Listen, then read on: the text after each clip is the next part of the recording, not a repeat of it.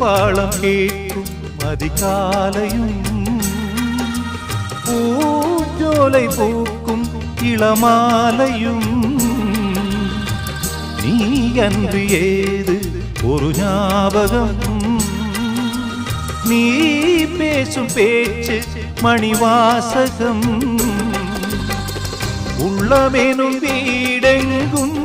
உன்னழகை நான் தானே சித்திரத்தை போலென்றும் ஒட்டி வைத்து பார்த்தேனே என்னை தழுவும் இளந்தளிரே உனக்கென நான் வாழ்கிறேன் மலரே தென்றல் பாடும் கானம் இது நிலவே